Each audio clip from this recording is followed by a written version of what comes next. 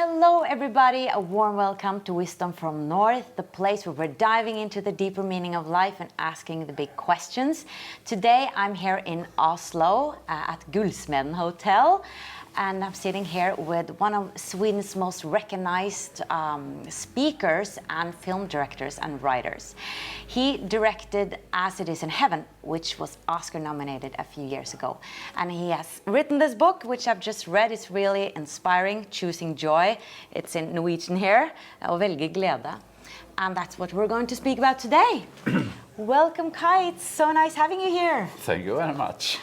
And you're about to have a talk now in Oslo at Litteraturhuset, and you're going to speak about choosing joy. And when I read this book, I saw some similarities or some inspiration from A Course in Miracles. Oh, that's right. That's right? Yes, that's right. That is my Bible. Yeah, it is? Yes, of course. Right. I met A Course in Miracles for 30 years ago. Okay. And I started to read that very strange book. Yes, very thick, 1,000 pages. And it was, God was named on every page. And it was too much for me. So, I mean, there was some, maybe 5-6 months, but it was interesting. But one day I changed the word God to life or nature or universal or something like that, or truth or love. And then the book opened. And Did you? It is the absolute best book I ever read. Did you practice it like fully? Did you do the whole course? I haven't done the whole course yet. Okay. You can maybe, you can. Every time I start to read in it's something new. And I have written, now I read the Swedish volume. It's translated into Swedish. And I underline like this. And it is such wisdom in there. It's fantastic. Yes. And in As It Is in Heaven, there you can, if you know A Course in Miracles, you can see very much it is coming pieces from A Course in Miracles in that movie. Yeah, a few lines, like the priest is saying something like God doesn't condemn. The priest's wife. The priest's wife? She says to the priest, to her husband, because he says, you have sinned and so on. Ask God for forgiveness. Then she says to him, don't you understand? God doesn't forgive. God doesn't forgive because he has never condemned. And that's fantastic. Right. So you just come out with a new film as well. So As on Earth, I guess it's translated into English. Heaven on Earth. Heaven on Earth, okay. Have you also been inspired by the Course in Miracles there? Not so much as in the first movie. It's more another movie in one way. And you've been very inspired by Mother Teresa as well. Yes, I am. How so? What inspired you by her? What did she teach you in a way? It takes some time to tell, but... We have time. For example, in my first movie, the main character was a boy 7 years old. As a child. And to get a child in front of a camera to be absolutely authentic, natural, and be himself, it was a boy. There must be a very good feeling between him and me. So he doesn't feel fear, because then he can't be authentic. So every morning, during all shooting days, I sat in 20 minutes with that picture of that boy. and looked at that picture alone at home and focused on all things he was fantastic in. All good things, all positive sides.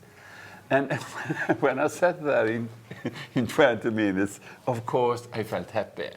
So when I met him in the morning, I didn't say, yes, hello, hello. I said, hello, hello. I looked like this. So it was very important for him that I was not with fear. I was full of love when I met him. And that was a process. And after this, I saw a documentary about Mother Teresa on TV. It was a team, American team, following her around the world. She was there and say hello to ministers and presidents and so on. And then she was washing the floor and took dying persons. And also teaching in Maria Teresa school. And there is a sequence in when there was war last time in Lebanon. And she had heard about home for children who was in some way handicapped. On the other side of the border who separated this town. You know, Christian and Muslims on different sides. And she wanted to go there, and she said, please give me a car, I want to go there. And everybody said, no, it's absolutely impossible. Don't, it's dangerous. But she got that car. And she came to that small house, and the camera is behind her. She comes in there, and the first picture I see is a boy in a bed. He is about 11 years old, very thin, and he's laying like this. And then her hand comes in and starts to give a very, very kind massage here. And the cameraman, the photographer, he looks at that, and then he takes up the camera like this. And in comes Maria Teresa's face, Mother Teresa's face, and she's absolutely smiling. An absolutely smiling face. And he looks at that, and then he brings the camera down and look at the boy. And suddenly, in front of the camera, the boy comes to calm and stillness. And a little smile. And then there is a cut. And then there is a sequence with Mother Teresa teaching young women coming from different parts of the world who are in that school. I mean, they are going to be Mother Teresa sisters. And she says, the most healing thing ever is the absolutely authentic smile. Okay. That is the most healing thing ever.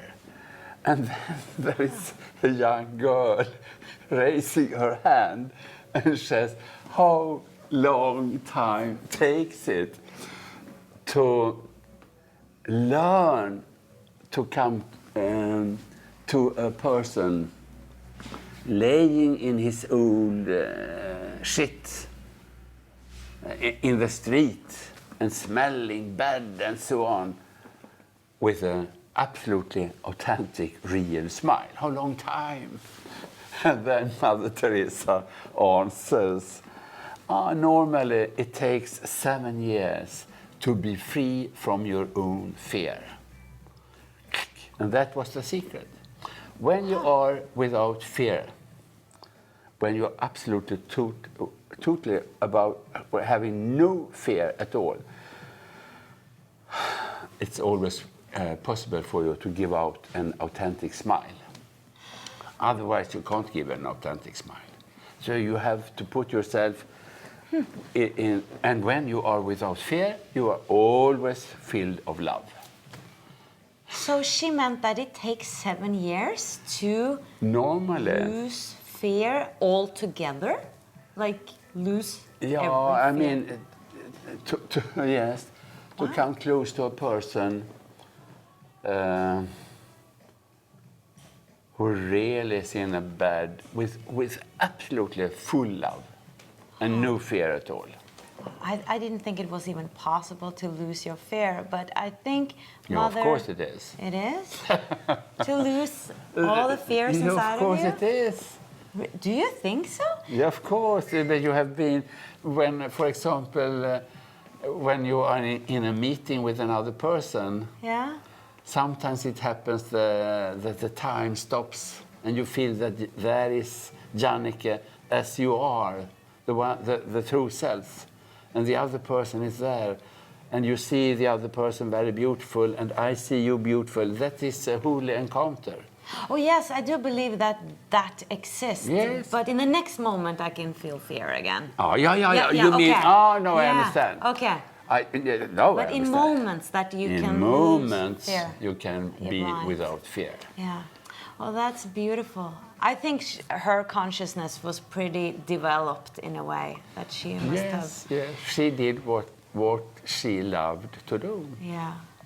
So let's talk about, you know, choosing joy. I mean, if that's possible. And you speak a lot about victimhood and Yes. versus creating your life. Oh, yes. Can you tell me a little bit from your life, like how you have recognized those two sides, like being a victim and then being conscious of, oh, you know, I want to create. Like, how does that play out in your life? It was about 30 years ago. I saw very clear that I used to solve my inner problems during projecting them on others. When I work with people in my relationships and so on. So I was educated to do so, to behave like that. It was a workshop in the United States. And there I saw this very clear. That was the way I have been, and also helped, of course, America me. But it started around 30 years ago. And it was hard work to change, especially if you know, of course, American, lesson 5. What is you that? are never upset for the reason you think. Yes, that's oh, there's so much wisdom there. You're never upset for the reason you think. No, that is so that is so, Never. that is so clear, so clear, so clear. But that means that we don't know ourselves at all. If we think that it depends on you that I'm so angry, that's a crazy word. But that's a normal way to solve our inner problems. You make me so angry. I make myself angry. That's the truth. I make myself angry. That is the secret. And that is not easy to shift this. No. So you have,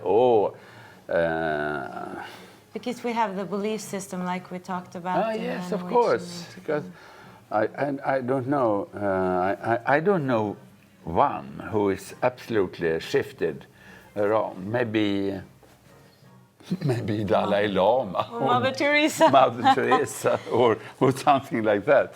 Persons like that. So you discovered then in America and meeting Course of Miracles that you had been kind of blaming others for what didn't work in your life. Absolutely, absolutely. And then you became conscious of it and you started shifting it. Yes. Do you feel that you're still back and forth from victimhood? Absolutely, absolutely.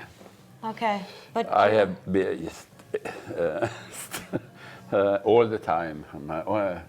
You have to work with it all the time to be very observant on it. And I fall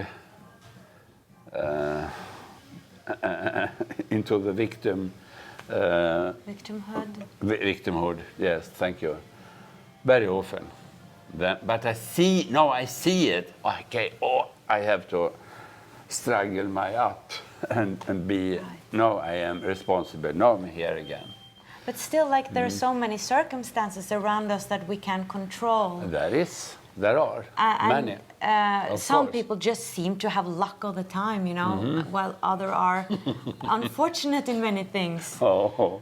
And I guess it might have to do with law of attraction, you know, and deep down. But it's quite a job. Always take the responsibility yourself. It's quite a job. But the other way is very, very tragic. Right. The workshop I visited was, the title was Happiness is a Choice. Happiness is a choice. And when I went there 30 years ago, I thought, oh, this is crazy. This is crazy. You didn't believe in it. But they changed my mind. Happiness is a choice. Always. So do you feel much happier now than you did I feel before? much happier, and I feel it's much shorter times there in that bad feeling. So, I mean yeah, and you look very happy. and it's nice to talk with you, and it's nice to talk about this. Yes, I it's love very, it too. very interesting thing to talk about. I think it's very interesting because I read this and I look at myself as a person who is up and down all the time. But when I'm in these interviews, I'm very happy. Maybe we are both. Yeah. But it depends how long time you are down. That is true. That is true. And when you're feeling a little bit uninspired and you read that it's your responsibility to feel good, you know, you're like, I just want to be here a little bit. And your responsibility is not to feel good, but that's hard to live under that. Yeah. Your responsibility is to be responsible for your thoughts. Okay. On that level you start. I'm responsible for my thoughts. I'm responsible for my thoughts about you, about the fruit here, and of the place we're sitting, and so on. And if I have a lot of negative thoughts about you or about the fruit and so on, I can't be happy. You can't smile when you have a negative thought. So, But, I mean, I think, do you know Byron Katie? yes, I've interviewed her. I think Byron Katie, 4 question and the turning question, I think that is, I many times had this thought that is the most shortest and simplest concentration of A Course in Miracles. A Course in Miracles is 1,000 pages. But Byron Katie has 4 simple questions. Yes. Is my thought true or is it not true? So if I think they shouldn't, we are sitting, if you don't know, we are sitting in a restaurant and they are working in the kitchen, and we can think they are so disturbed. How was the interview? Oh, it was so difficult because it was so a lot of disturbing noises from the kitchen. But is it true that they are disturbing? Yes, no. No. We feel very good, and they start the dishwashing. Yes. And we have a good time. So you can ask, like, you know, is it true that it is disturbing? True? No, it's the second question Byron Katie has is it absolutely true that it is disturbing that they have the dish machine on just now. But the point is that the thought, do you think we create it ourselves? Or does it just happen? Because in Zen Buddhism and everything, they are observing the thoughts, you know? They're just observing them. But then I feel like, well, then the thoughts are just happening. It's not me creating them. Or is it me creating them? It's interesting. Of course, they are coming, I mean, the thoughts are coming very quick. Up here, right? So the thoughts comes up, a lot of thoughts, but you can't put them away. They come and they float away, but you can observe them and think, is it true? Can you be absolutely sure that this thought is true? You can learn to look at your thoughts, absolutely. Of course you can. So that is what it is, being responsible for your own thoughts, because you kind of get them, I get it in my mind like a picture, that I get my thoughts out there, because they just come, and then I look at them, and then I choose. Like I look at them and do I want to identify with that thought? Do I want to make that as my belief? Or do I just want to look at it and say, no, it's not for me? That's good. In a way. That's good. Yeah? Marianne Williamson has in one of her books a very fantastic sentence. She says, free will means that you can decide what to think. Oh, that's right. And then you can actually choose joy by choosing the joyful thoughts and letting go. Yes, for instance, like, I mean, it's about feeling and emotions too. For example, I came today with aircraft from Stockholm to Oslo, and a man picked me up there at the airport, and the first thing happened when we came out of the building. He said, it's very bad weather in Oslo today. We always speak about the weather. Okay, it was no sun, and it was not raining, but it was cloudy. Of course, we can sit in that car and, what such a bad weather it is the whole way from the airport into Oslo, thinking that it should be much better if there was a little sun. We can It's funny. So it's about perception. But yeah, we can also think the weather is what it is. Yeah. We can't change the weather. That reminds me of more like Zen Buddhism and everything, like observing what everything is and not judging anything. Like just seeing everything as it is. Of course. But that is fantastic.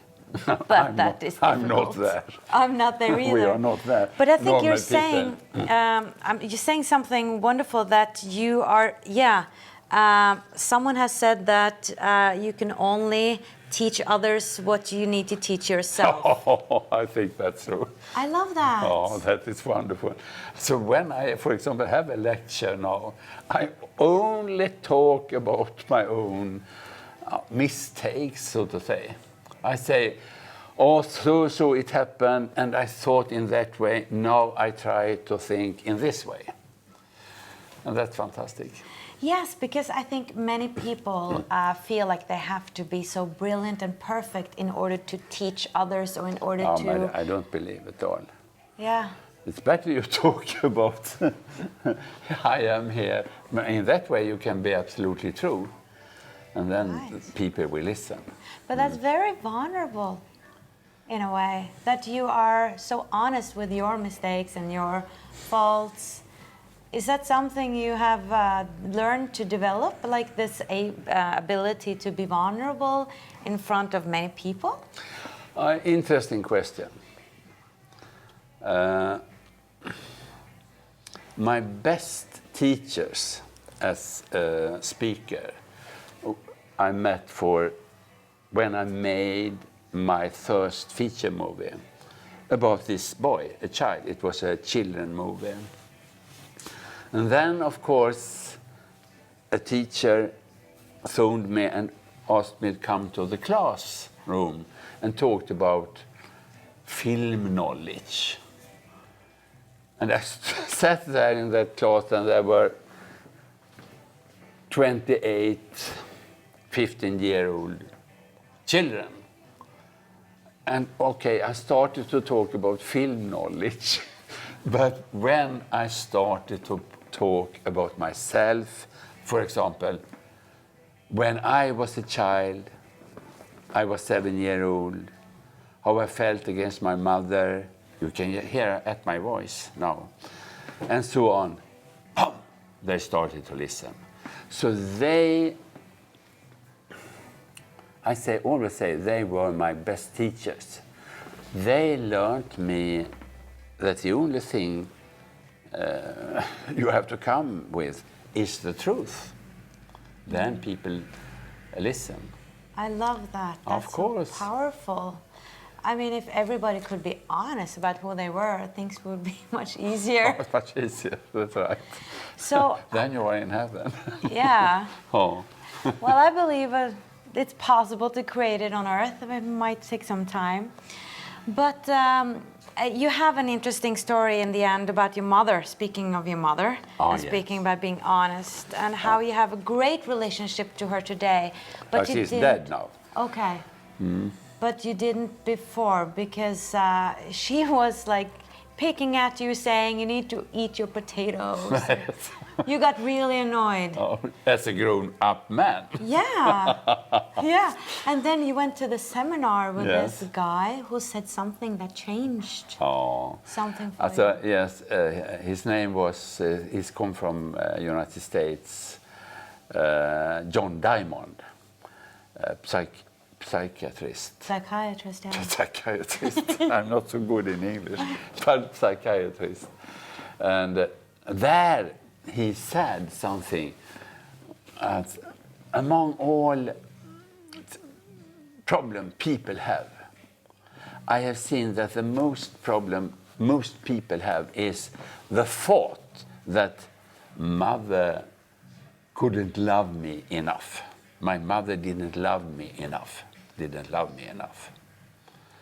And you can go the whole life with that thought. And that will come in all your relationships. My mother didn't love me enough. And that will create, as he said, the hate against the mother. And that feeling, hate against the mother, he say that it influences the whole world. I mean, the hate against the mother, now he talks about mother with big M. Okay. For example, that is you see it in pornography, you see it in all pollution, also the hate against nature, mother, life, and so on. And the root to this is the deep belief I'm walking around with, my mother didn't love me enough. And you can live your whole life, or you can change that thought. And he said you can change that thought by focusing on one thing you are really absolutely grateful for from your mother. Grown-up people said like, oh, I have nothing to say thank you to my mother, and so on. Wow. But I will help you, he said. Take your time until you can come to your mother and say to her, truly, Mother, I was thank you for you gave me life because you gave birth to me? Get birthed, yes. And I think, I mean, I don't remember how long time and I have never had that thought to my mother. But of course, I love to be in life. And she gave me life, and she nurtured me and get birthed. I was get birthed. So it took time. But one day mother visited me, and I said, when I'm a grown-up man, I walked up to her and said, she stand there, you know, and Ironing? Ironing, yes, some things. And I said, Mama, I have to say you something. I have never said this to you before. I'm so glad, I'm so thankful that you gave me birth. And it was a fantastic moment. And I say it again, I'm so glad you get me, what do you say? Gave birth to me. Gave birth to me, gave me life and nurtured me. And she said, what do you say, Kai? And she started to cry. And then we stood there, and also I started to cry. And I said it again, Mother, it's fantastic. You gave me life. I'm so glad, thank you for that. And it completely changed our relationship. I mean, I'm not here to change my mother. I'm here to change my behavior to my mother. I mean, my mother will always say, she will always say, can't you have more potatoes? And so on. And now I'm not irritated because I say, maybe not. Yes, maybe. I'm not sure. Maybe, yes, I take a small one. And we had laughed the 10 last years we had. That is so we laughed. Beautiful. We had a fantastic relationship. It's a good example. When you change your thought about another person, all your feelings and spontaneous reactions will change. Right.